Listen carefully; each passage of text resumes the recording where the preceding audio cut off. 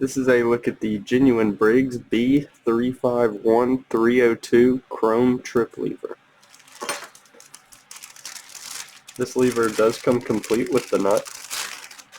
It is chrome, as you can see there. The nut is reverse thread, so you turn it to the right to loosen it and left to tighten it. You can see the shape of the arm.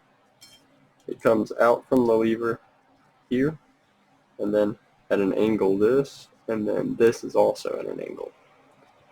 The 3 holes here are for the hook and chain from the flapper to connect.